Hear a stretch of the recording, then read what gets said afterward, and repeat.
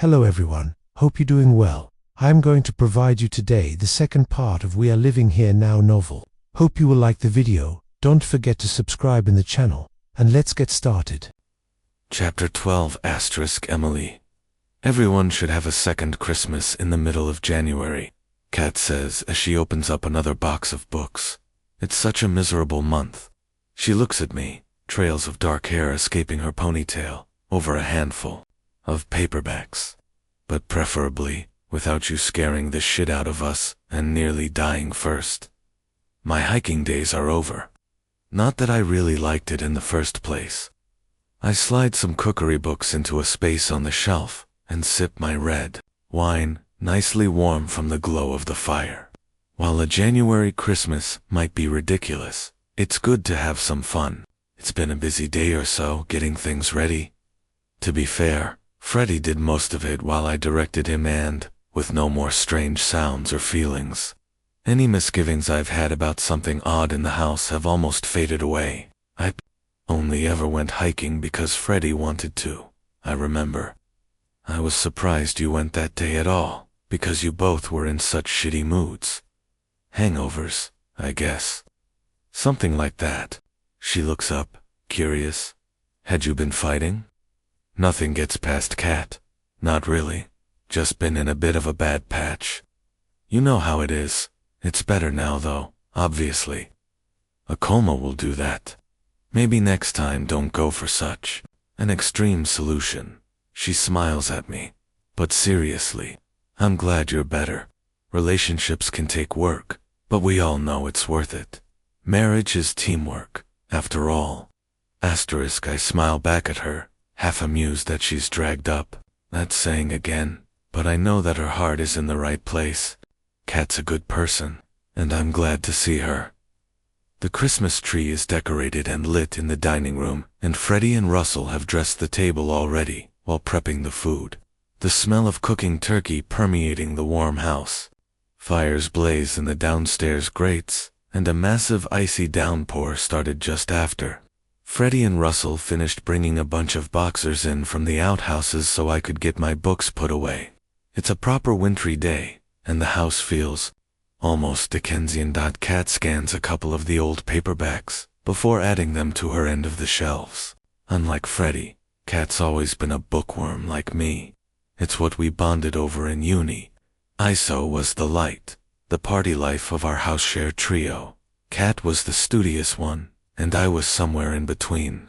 Sometimes I think it's strange we've stayed friends for so long. But once our boyfriends and then husbands clicked, different as they might be too, we're locked into a 6. Right now, in a new house, a new life.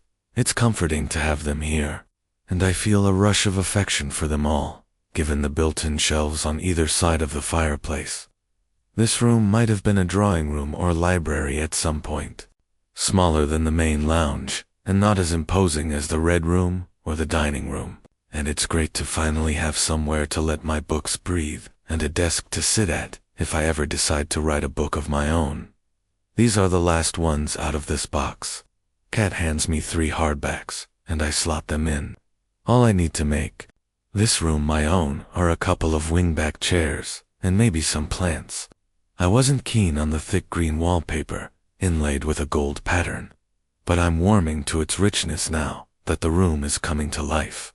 This place is amazing, Kat says, flopping into my old IKEA chair, her baggy green sweater over her jeans almost matching the walls.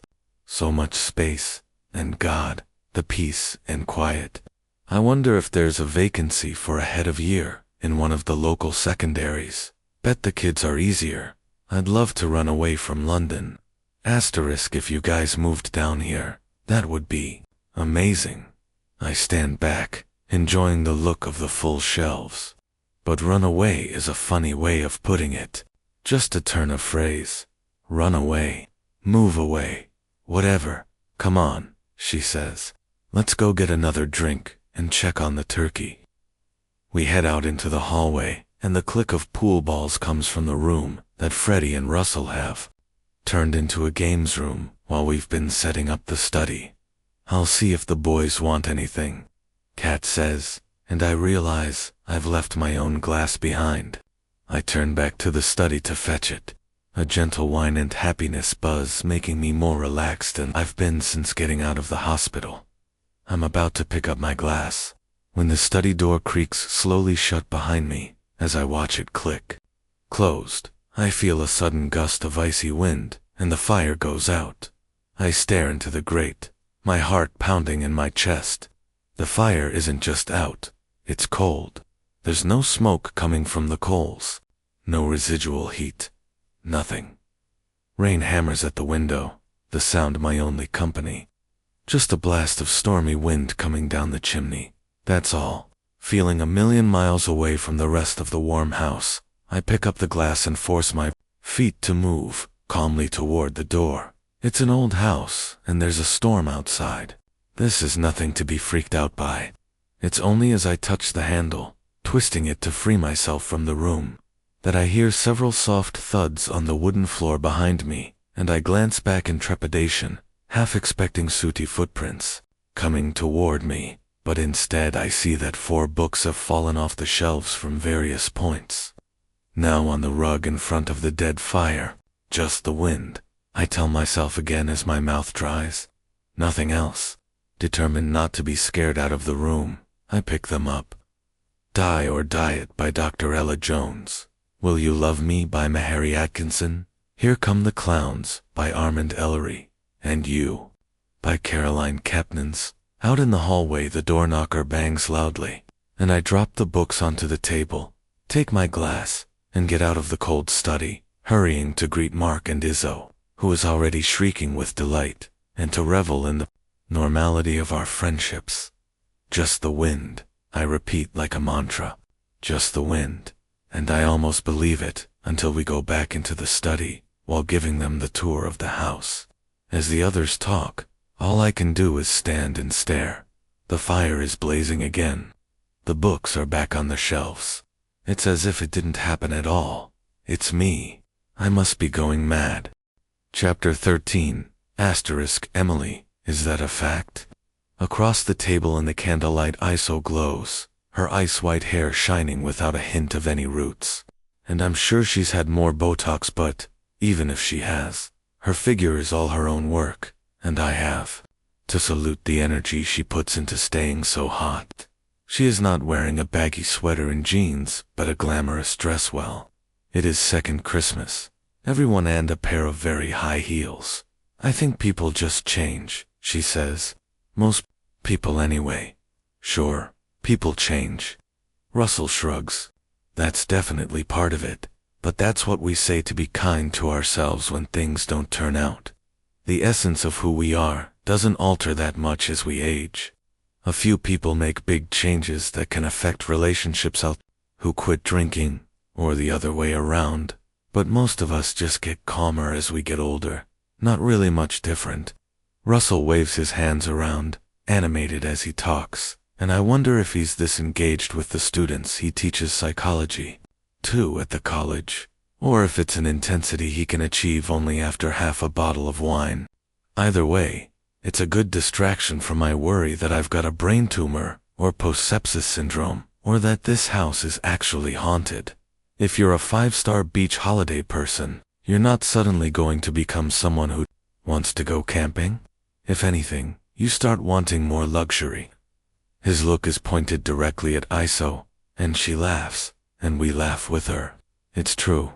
The more Mark earns, and it's an eye-watering amount for someone only just over 40, the more ways Iso finds to enjoy it. The fact of the matter is, Russell continues, that when people fall in love, the first thing they do is lie to each other.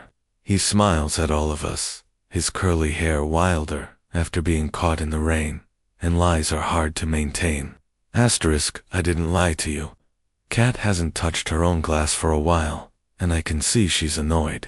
Her mouth is pursed tight. Russell always ends up holding court, and the rest of us don't mind a tat. Least what he says is clever and interesting, but she gets embarrassed by him. Except perhaps pretending I liked listening to you pontificate when we should be having fun. Ouch. He blows her a kiss and gives her a good-humored smile. But are you sure about that? I lied. I came to church with you. I told you I was a Catholic to please your parents, and we both know now that I'm at best agnostic. I think he's right. Mark refills our glasses with the expensive Barolo. He brought 6 bottles of blowjobs, for example. Women lie about loving those. Hey, if this is extra Christmas, does that mean I get an extra one this year? What is this? Pick on ISO night. She throws the end of her bread roll at her husband. You do better than most, darling. Oh my God, Kat. I laugh suddenly with a memory. You said you liked jazz. Do you remember? After your second date with Russell, the first time you shagged. I think we had to do a quick deep dive so you could pretend to know some obscure 1970s music to impress him. Okay, busted. I did. I suffered for that lie though. I pretended to like skiing, Iso says. To be fair, I thought I would like it. But I quickly realized I was born for après-ski, not actual ski. Those were a long few winters before I fessed up. But I like that you pretended to like it. What about you two? Mark looks at Freddie and me. You got together first. What were you, 20? So, 15 years ago? Things still the same? Well, nearly dying of sepsis and spending months in the hospital can change a girl. I don't want to talk about me and Freddie. I'm not sure it would be so funny. We haven't told the others about the lost baby. Freddie said it was up to me, but I didn't want to share it. We agreed straight off. We wanted a traditional marriage, Freddie says suddenly. I've always wanted kids, and Em said she did too, and I always liked the idea of the man supporting the family and the wife making the home. Traditional values and everything, and I do too. But we don't have children. I feel another flash of guilt and pain, and I'm angry at Freddie for starting this conversation. The baby would have been a cuckoo in our nest, I know that. And maybe, awful as it is, the loss has been for the best, even if my heart sees it differently. Anyway, we've got time to make a family. Tick-tock, tick-tock. Iso leans forward. I didn't realize men's balls had a baby clock. Nothing can dampen Iso's mood tonight. And thank God for that, because it feels like the rest of us are a bit snippy. But yes, I concede. Maybe I didn't feel as strongly about those values as you did, and I underestimated how much I would like working, and you pretended to like hiking, and Freddie pretended he liked books. Kat cuts in, trying to lighten the moment. I bet that was as much research as my jazz panic. My point is, Russell powers on, that we all fall in love and part with an illusion, because we all present an illusion to someone who we want to love us. We heighten the best bits of ourselves and hide the worst bits. And when looking at our partner, we ignore the hints of the things that might annoy us and see only the good. The madness of first love. A successful marriage is about accepting that no one can ever be that perfect version they showed you when you chose to believe. And that, I say, with a sigh, was the longest explanation ever for why a couple the rest of us can barely remember from college are getting divorced. Maybe we should stop this now, or it will be after dinner divorces for us, rather than after dinner mints. My joke is bad, but it's enough. I'm just happy to have you all here, and to be out of the hospital. Amen to that. Mark raises his glass, and they all join in with to Emily, and to this lovely, amazing, huge, fantastic house. In all its weirdness, I add. Glad for the subject change, and Iso's eyes widen. Delighted. Tell me it has a ghost. I don't know. I shrug. I've heard weird noises at night, had odd feelings. I stopped there, not willing to go as far as mentioning fires going out and books flying off the shelves. It could just be me, though. It's not haunted, Freddie says, exasperated. It's old. How do you know it's not haunted? Iso's sharp with Freddie. I don't feel anything odd at all, Freddie says on cue. Even if you did, you wouldn't admit it, Iso counters. Freddie's in full disbelief mode, and I don't want to argue with him. Iso, like me, has always been fascinated by the weird, Back in the day, we'd be at every fair having our tarot cards read, going to those ridiculous and evening with medium shows, and all that kind of stuff. You see, perfect example, Russell says. Freddie used to tell you it was cute that you believed in all this woo-woo stuff, but now it just annoys him.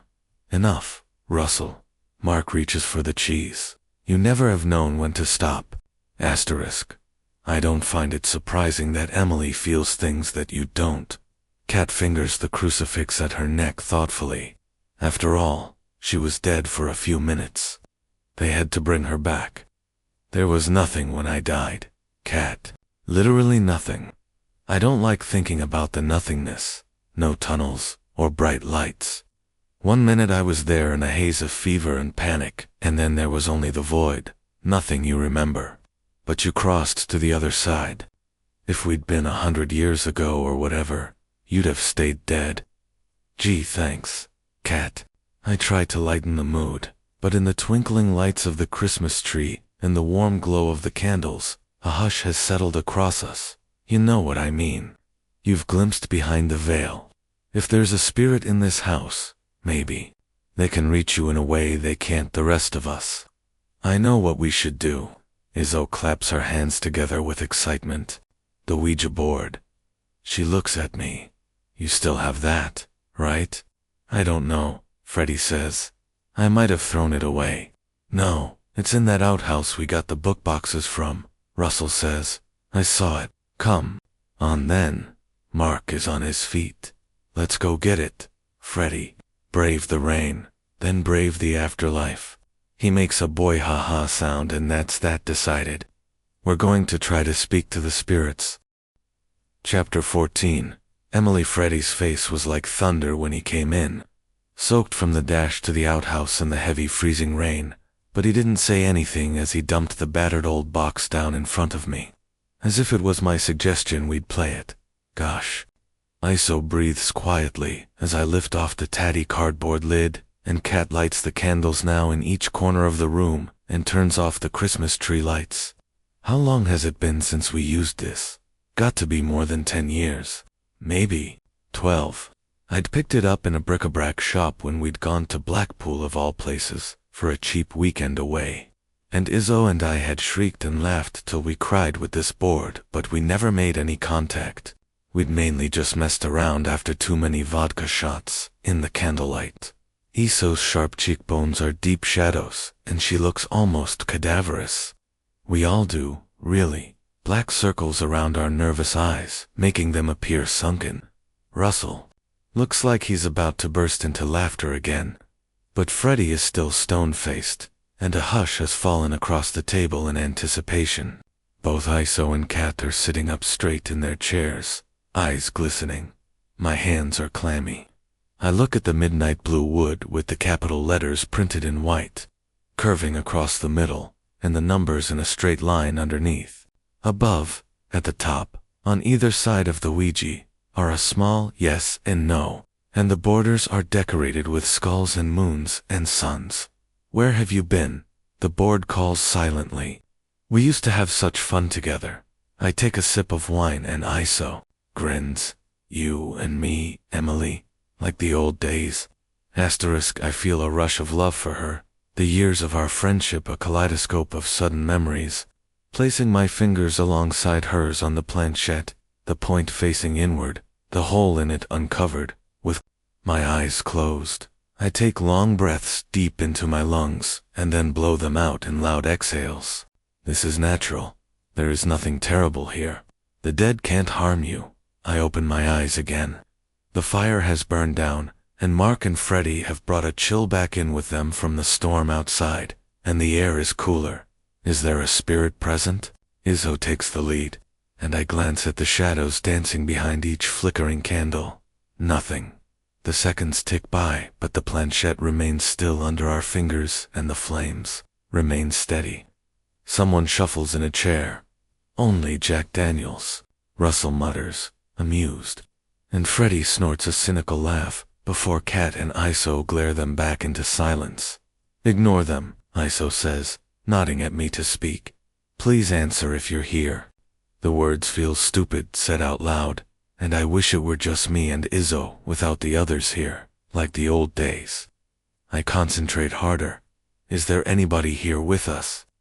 I glance nervously upward, but there's no sense of that oppressive presence I felt in the darkness of the room upstairs, or the otherness in the study. I almost repeat the question, and I'm starting to feel slightly foolish, and then I feel it. The slightest tremble under my fingers, my skin prickles. That wasn't me. I glance at Iso, but her face is tight with concentration, and she doesn't look at me. Please. My voice is a rasp. Is someone here? What is it? Kat's eyes widen, a little afraid. Did you feel something? Asterisk again, a pause. But then there's definitely movement. I fight the instinct to pull my hand away as the planchette drags under my light touch, like a magnet on metal, to the top left corner. Yes, holy shit. Iso's mouth falls open, shocked, and we all stare at the pointer. That wasn't me. Emily did it. Even Freddy's paying attention now. Emily, Izzo asks. It wasn't me either. Air is stuck in my throat like food, a bubble I can't shift. I look at the planchette, still placed over the yes, and think, I was right. We're not alone. I don't know if the temperature has really dropped, or whether my fear has chilled me, but every sinew and fiber of my body tenses. Has to be Iso. Mark mutters, but we ignore him. Thank you for answering. Sandpaper words. My throat's so dry, but there's also the slightest fizz of excitement in my belly. I am communicating with the dead. Fuck you, Freddy. Let's get it back to the middle. Iso's eyes are wide as we slide the planchette backward away from the yes. It's a different kind of pressure when we move it together, not like what we just felt. It wasn't me, and it wasn't Iso either. I'm sure of it. My heart skips faster. Did you used to live in this house? No movement? I swallow hard before I ask the next question. Did you die in this house? Everything stills. I hear nothing. Not even my own heart beating, as if I've been plunged into a vacuum. As if every atom has been sucked out of the world. Asterisk, this is freaking me out now. Kat's voice is quiet, more mouse than cat. Maybe we should stop. No one answers, and she doesn't move. I can't stop.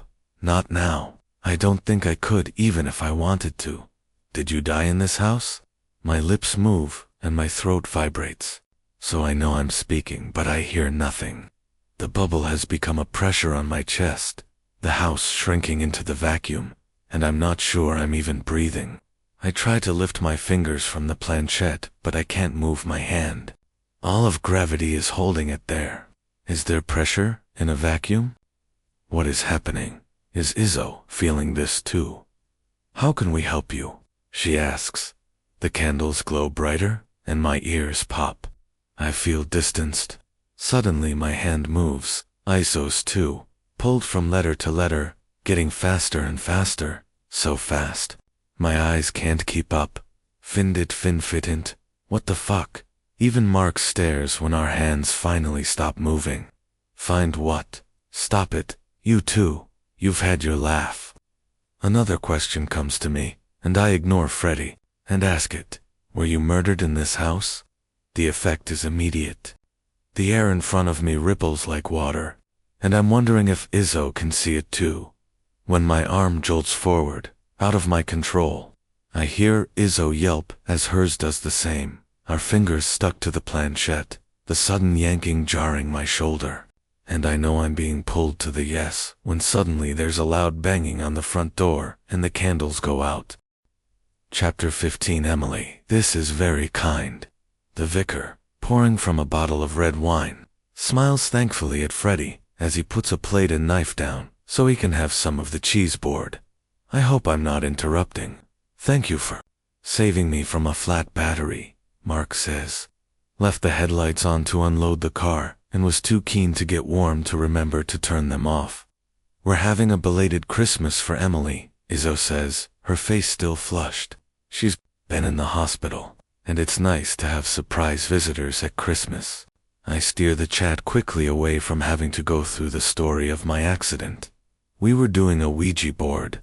Russell says, when you knocked, you scared the crap out of us, Russ.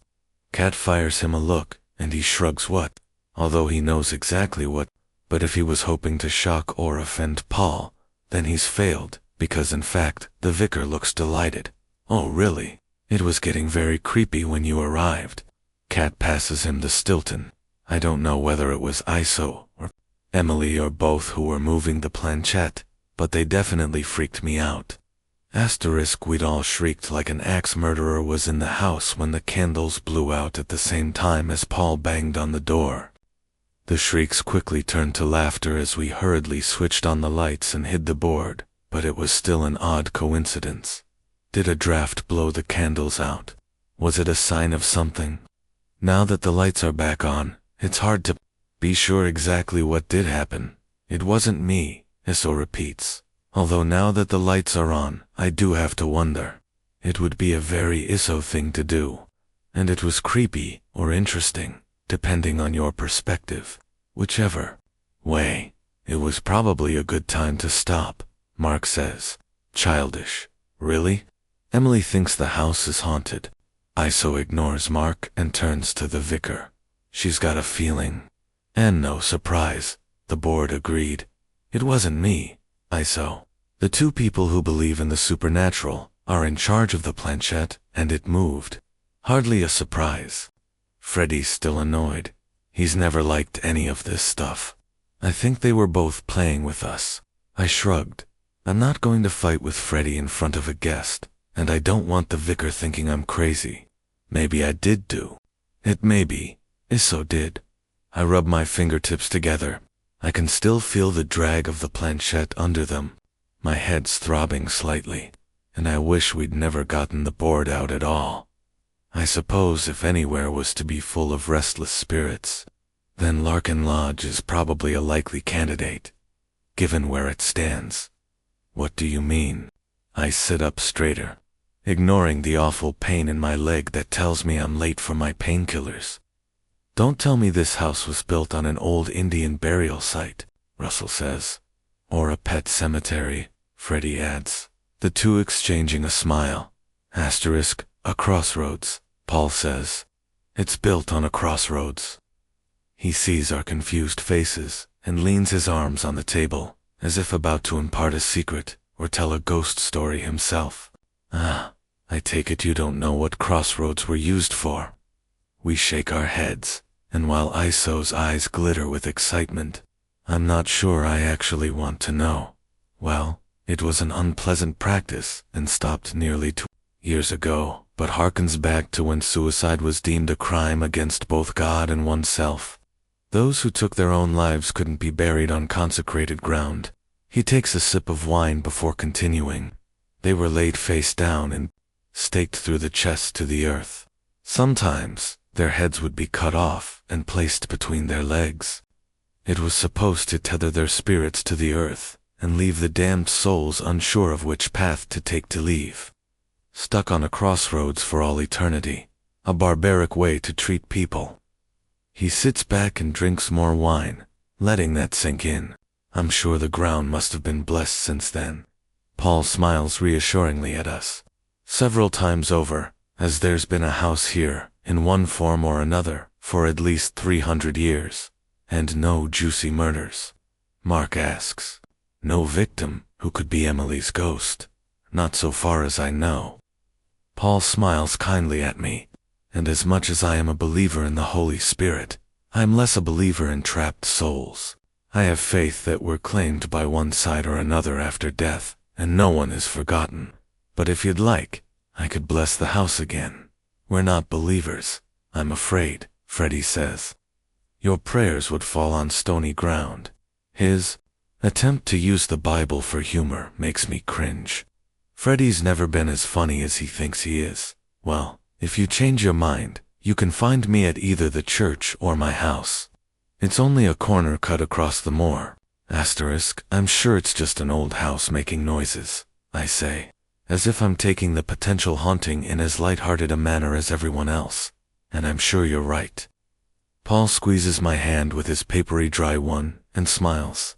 Around the table, Now, thank you for your wonderful hospitality, but I must get home. Have a lovely evening. Kat goes with Freddie to see the vicar out. Russell pours more wine, and Iso gives me a half smile. And I know that even if I ask her again, she denies she was moving the planchette. But it must have been her if it wasn't me. That's the logical truth of the matter. Whatever I feel, I'm suddenly exhausted. My leg and my hips throbbing and my headache getting worse. I can barely keep my eyes open. As I pick up some empty pudding plates to help clear up, the thought echoes in my head. What other explanation could there be? Chapter 16. Freddie. I knew something was off with Mark as soon as they arrived, and when Izzo insisted we go and get that stupid Ouija board from the outhouses, he started probing me with all his questions, as if he knows something. I'd had a feeling. He'd wanted to get me on my own all day, and I was right. Well, he didn't get anything out of me. My secrets are still safe. I should have been better at answering his recent texts. I forget how well he can read me after all these years of friendship. He knows when I'm hiding something.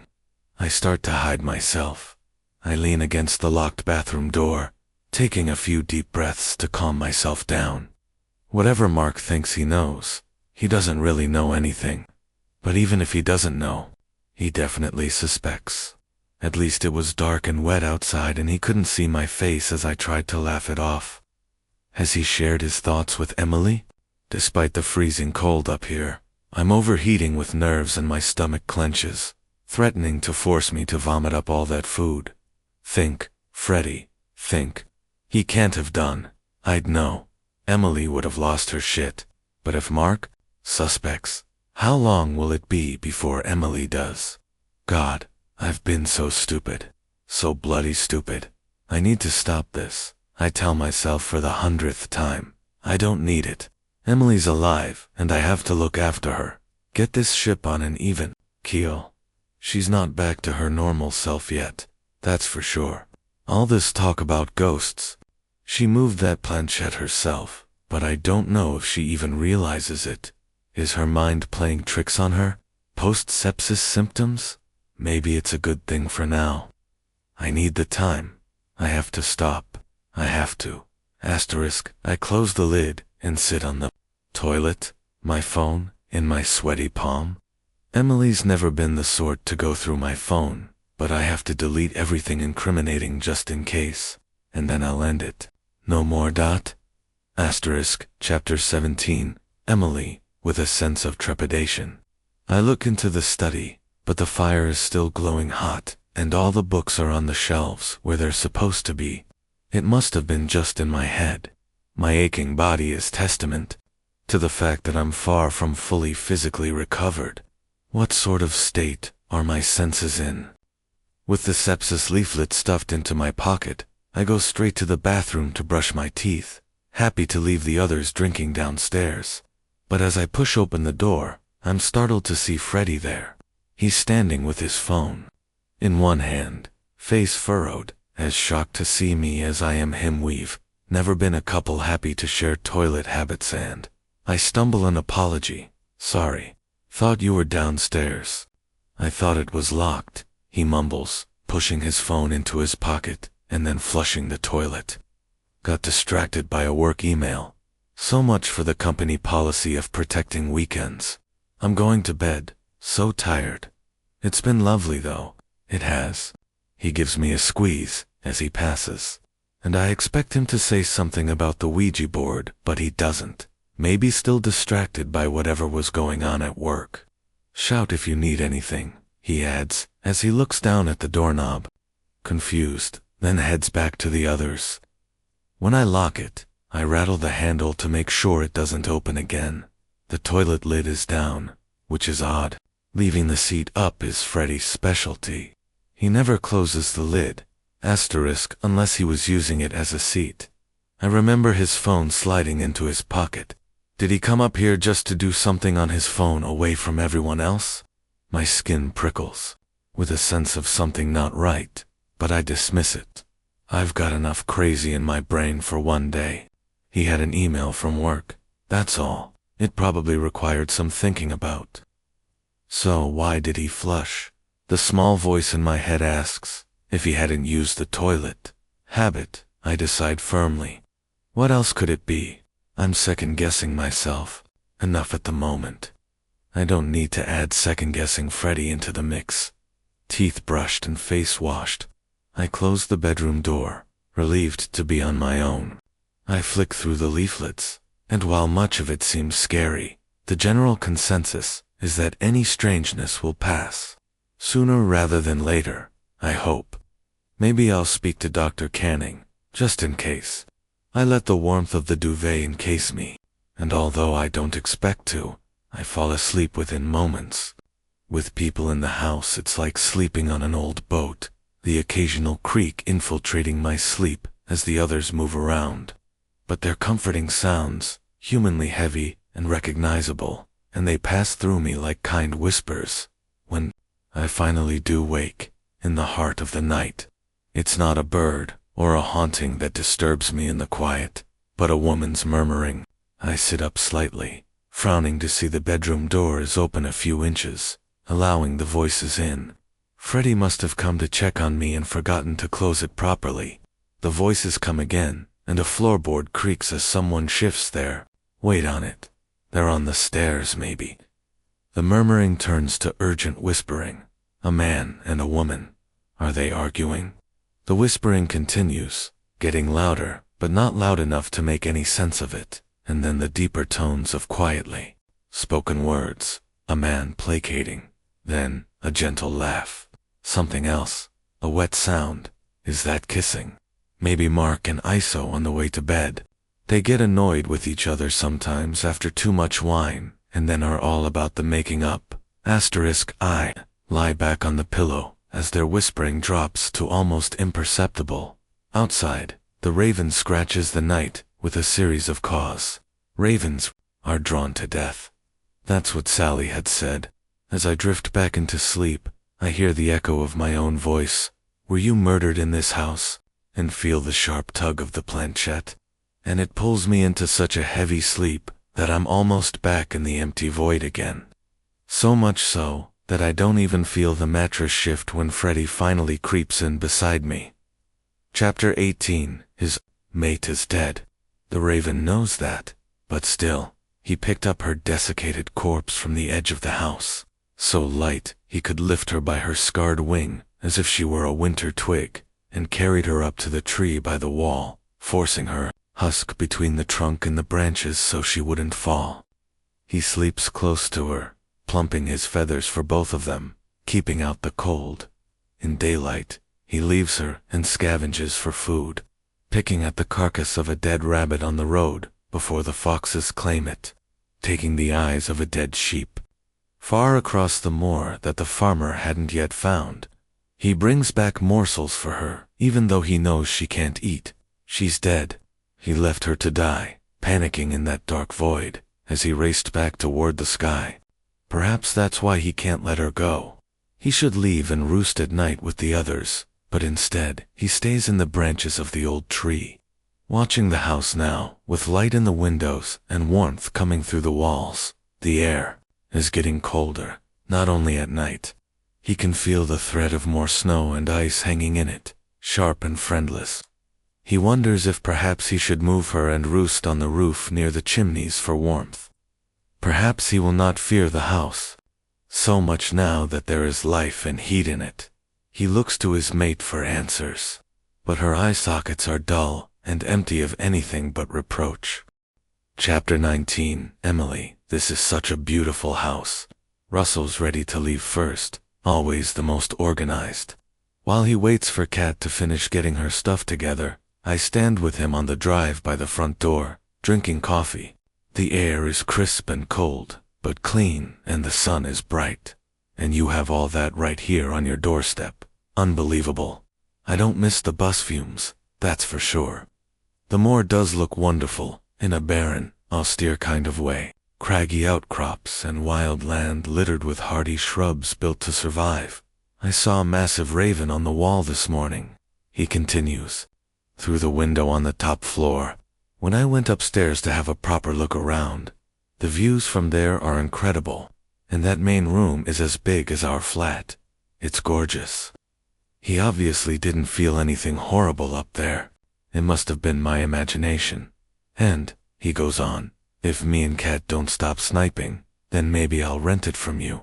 You guys are okay though, right? We turn our backs to the front door and take a couple of steps from the house. Is this what all the people change stuff was about last night? I don't know. He stares out over the moors, but isn't really looking at them as he pushes his glasses up on his nose. I'm irritating her, I think. She's definitely irritating me. Everyone irritates their partners. Look at Iso and Mark. Always fighting, but they adore each other. That's marriage. Asterisk, I used to love that she was religious. Weird, I know, because I can't buy into it, but I loved that she had that level of ability to have faith. Now I find it's her excuse to be holier than thou. I guess familiarity breeds contempt. Maybe that's where being forgiving comes, and nobody's perfect. Whatever illusion they create at the start. You and Freddy are always happy. No one's always happy. I stare at the ground as a gust of chilly wind whips around us. And there are plenty of things about Freddy I used to find charming, but now just annoy the shit out of me so much I could happily strangle him. But marriage is teamwork, and so I ignore them, and you and Kat are a great team. I squeeze his arm, and you will be fine. Yeah. He stands taller and grins at me. Thanks. Oh, and well done on the Ouija board last night. You and Iso made it seem so real. Totally creeped us all out. You planned it, right? That find it over and over. Inspired? Find what? I don't know.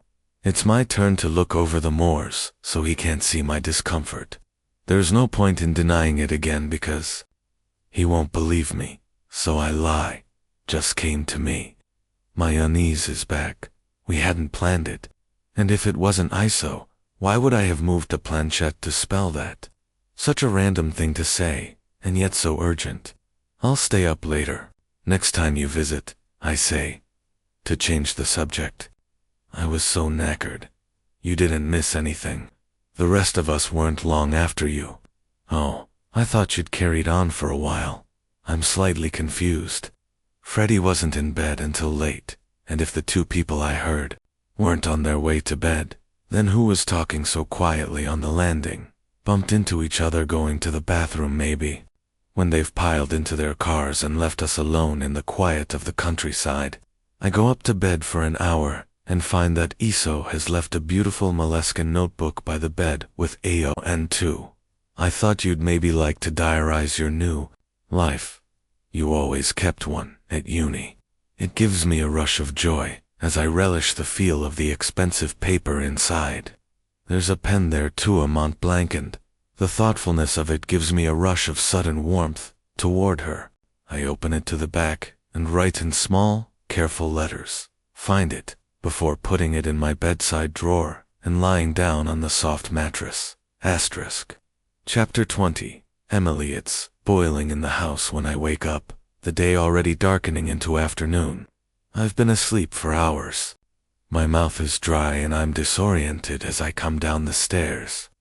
The thermostat is up at 26. No wonder it's like a sauna in here. I can hear football on, so I head to the sitting room. Jesus, Freddy, you're going to burn if you're not careful. Freddy's so close to the fire that his hands are almost in it, and it's boiling in here. There was a draft. He doesn't look at me. Still leaning so far forward he's blocking the fire with his torso. You came to bed late last night. Maybe it was him I heard on the landing. Who stayed up with you? No one. He's irritated. I can hear it in his voice. In fact, I went upstairs, but you'd opened that hall window again, and it was freezing. So I came down and stoked the fire to warm up. He looks at me now, and I see something in his expression I've never seen before. A slight darkness, as if he's holding back a deep rage. It unsettles me. Freddy's never looked at me like that before. Does he know, or suspect? Why do you keep doing that? You know how cold this house gets. I don't keep doing that, I protest. I didn't open it the first time and I didn't open it last night. I went straight to sleep. It must have been one of the others. There's a long pause before he finally speaks. I guess it must have been. Asterisk, he leans back and my eyes widen as I see what's burning. It's the Ouija board. That's mine. I stare at him, astounded that he'd have the audacity to destroy it. You can't burn it.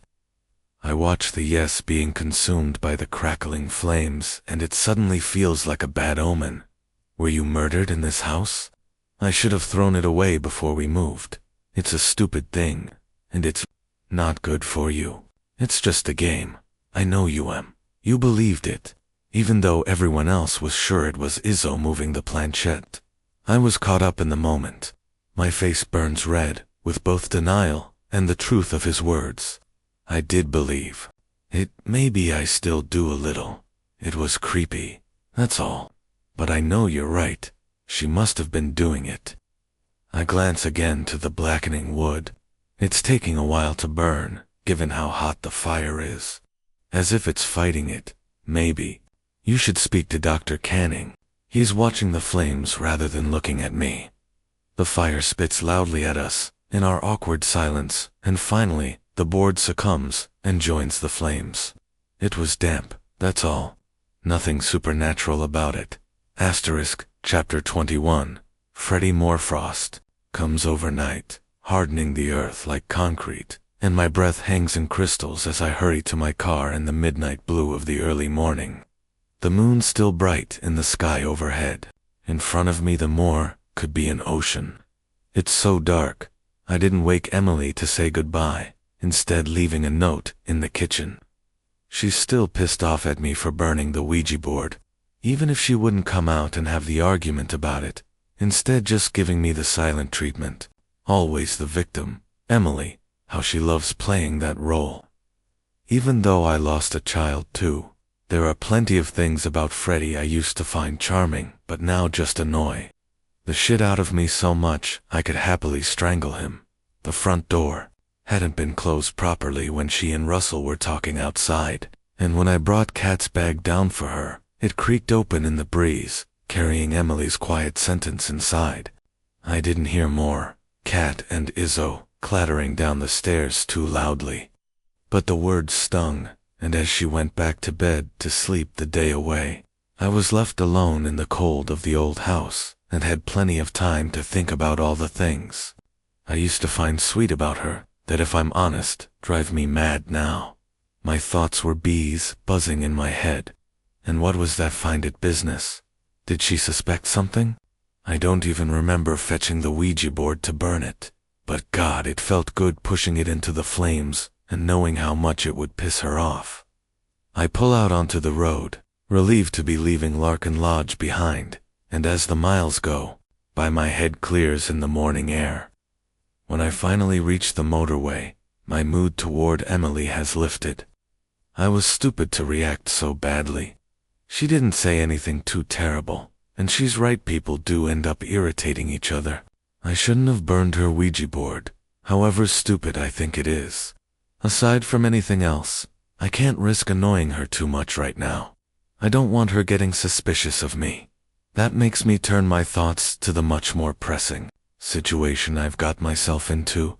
Despite all my promises to myself to stop it, I somehow got in deeper over the weekend, and I can't even understand why. The only thing I do know is that I need to get myself out of this shit one way or another. Chapter 2. To Emily I wake up to a text from Freddie, apologizing for burning the board and being so shitty and wishing he could be here to look after me. And I fire one back, hoping he has a good few days in London and to enjoy it while he can before the Exeter transfer is finalized. Still in bed, I stare out at the cold day and wonder how I'm going to fill mine once I've done my physio exercises. I have a pang of missing work again, but quash it. At least I'm alive, I remind myself. And at least they paid me for the year, and given how long I was in the hospital, my bank balance is pretty healthy. We've got the profits from the sale of the London flat too, so all in all, we could be in a lot worse of a situation. Who knows? Maybe when we've got the grounds sorted and modernized a little inside, we may even make a profit on this place when I've persuaded Freddy to sell it. I'm thinking about dozing for another hour when a racket from downstairs startles me. Upright, goosebumps immediate on my skin. It's the study, I know it is, and with my heart thumping and nerves on fire, I force myself downstairs. When I reach the room, the door is wide open and I gasp slightly, stepping backward. The books are on the floor. All the books, scattered, as if thrown in rage around the room. There are only 4 volumes left on the shelves. I know exactly which ones they'll be. But still, I pick my way gingerly over the mess until I reach them to confirm it. It's as I expect. The 4 that came off the shelves before Die, or Diet by Dr. Ella Jones, Will You Love Me by Mahairi Atkinson, Here Come the Clowns by Armand Ellery, and You by Carolyn Keptens. I take photos on my phone of the mess, proof to myself that it's real, and then look back at the 4 books. What have they got to do with anything? Is Find It to do with these? I flick through them, wondering if there might be messages scrawled in them, but they're just ordinary books. I put them down on a coffee table and start picking up the rest to reshelve. I can't see any gaps in the wall, or wood that might cause some crazy wind, nor any slope that might have made them fall, nor anything else that would prove a logically tenuous reason for my books to have been thrown around the room. There is no reason. It wasn't me, I'm sure of it. I consider calling Dr. Canning to talk it through, but I don't have any of the main symptoms listed for post-sepsis, and thinking the house is haunted doesn't make me crazy. This isn't something he can help, with plenty of fully functioning healthy people believe in ghosts and hear weird things in buildings. I know absolutely that this mess wasn't me, and until I can find something concrete to explain it, I'm going with what my gut believes. Were you murdered in this house? The planchette was moving too, yes. I could feel it.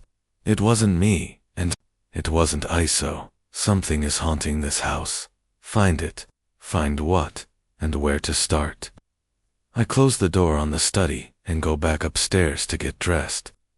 When I get to the landing, the window is open again. I didn't open it. I'm pretty sure Freddy didn't, unless he's trying to drive me insane. And why would he do that? I close it carefully and then stare into the quiet hallway, my mouth dry with nerves, but I stay calm. I feel tasked with a mission, a way to fill the day. I'm going to research the history of the house, find out who died here at the kitchen table, with the warmth of the Aga behind me, and the front door close enough that if something happens in the house that really frightens me, I can get out as fast as my damaged body will let me. I'm disappointed. At first that all I can find from a search on Larkin Lodge is an old Zillow listing and something to do with a place in America.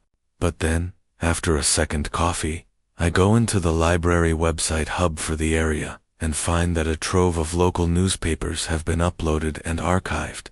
Asterisk.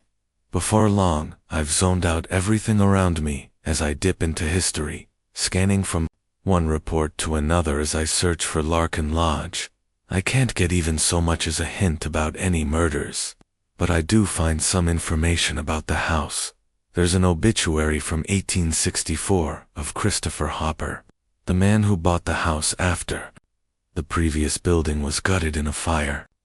He was quite a famous surgeon in Exeter who opened missionary hospitals in Indian slums. So when he died in 1887, there were several print obituaries.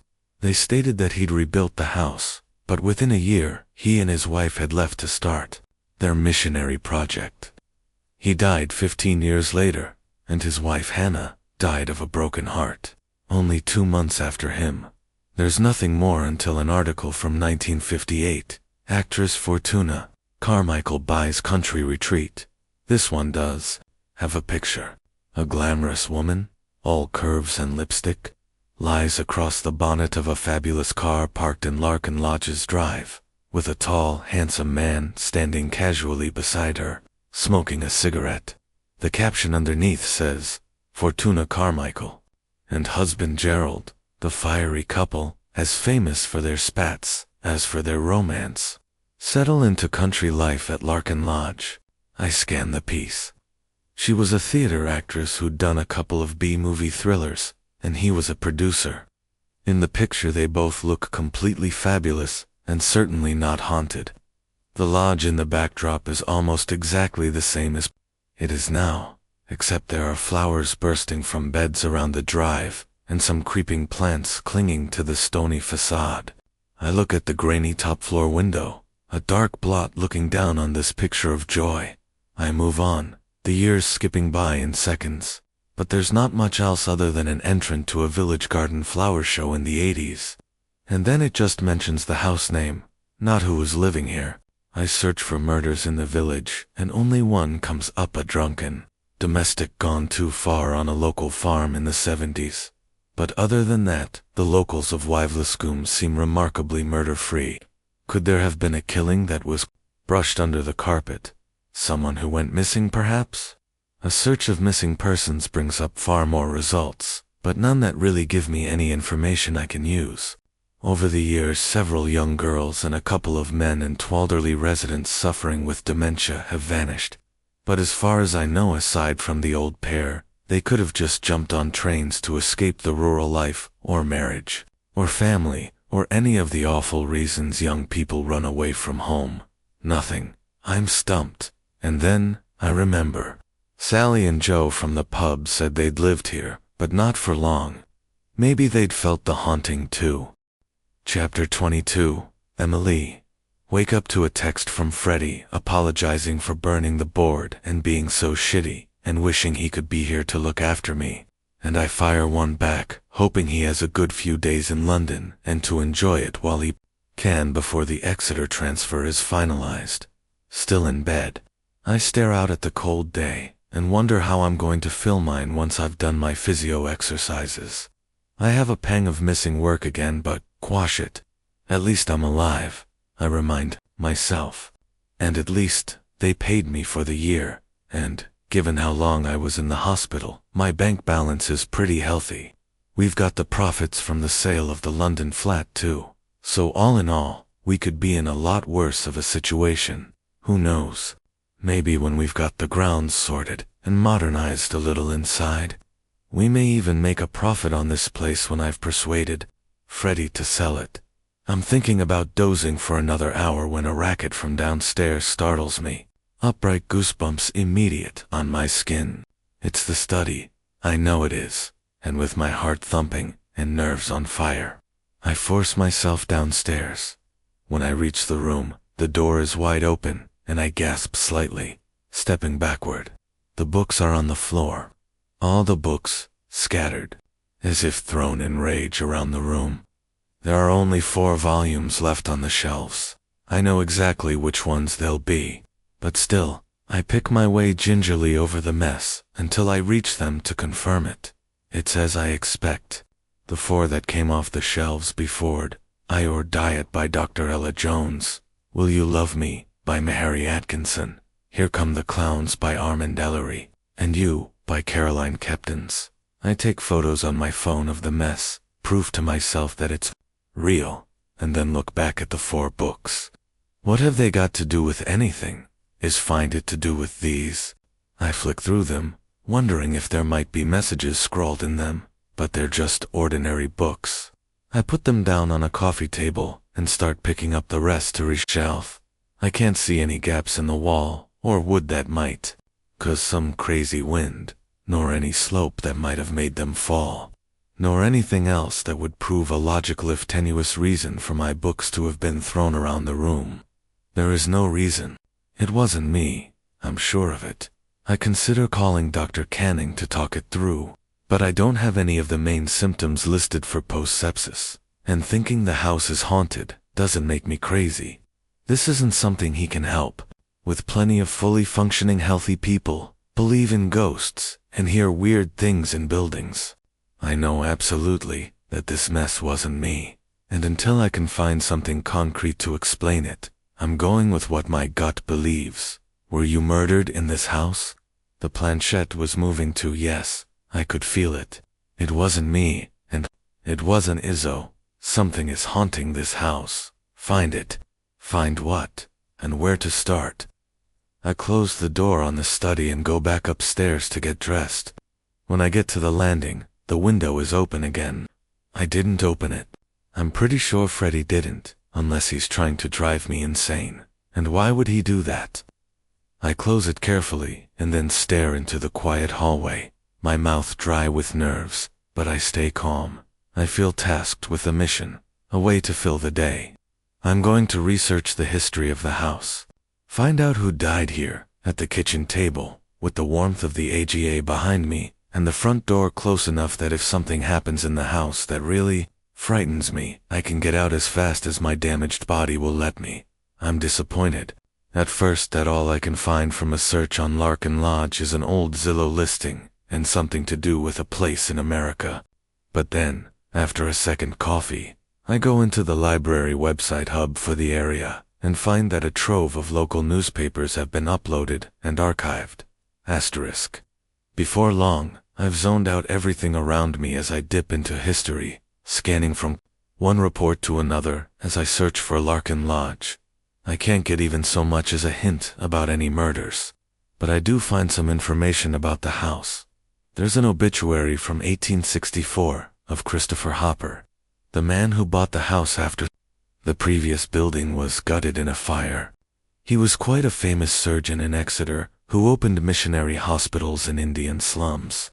So when he died in 1887, there were several print obituaries. They stated that he'd rebuilt the house, but within a year he and his wife had left to start their missionary project. He died 15 years later, and his wife, Hannah, died of a broken heart. Only 2 months after him. There's nothing more until an article from 1958. Actress Fortuna Carmichael buys country retreat. This one does have a picture. A glamorous woman, all curves and lipstick, lies across the bonnet of a fabulous car parked in Larkin Lodge's drive, with a tall, handsome man standing casually beside her, smoking a cigarette. The caption underneath says, Fortuna Carmichael and husband Gerald, the fiery couple, as famous for their spats as for their romance, settle into country life at Larkin Lodge. I scan the piece. She was a theater actress who'd done a couple of B-movie thrillers, and he was a producer. In the picture they both look completely fabulous, and certainly not haunted. The lodge in the backdrop is almost exactly the same as it is now, except there are flowers bursting from beds around the drive, and some creeping plants clinging to the stony facade. I look at the grainy top-floor window, a dark blot looking down on this picture of joy. I move on, the years skipping by in seconds. But there's not much else other than an entrant to a village garden flower show in the 80s. And then it just mentions the house name, not who was living here. I search for murders in the village, and only one comes up: a drunken domestic gone too far on a local farm in the 70s, but other than that, the locals of Wivlescombe seem remarkably murder-free. Could there have been a killing that was brushed under the carpet? Someone who went missing, perhaps?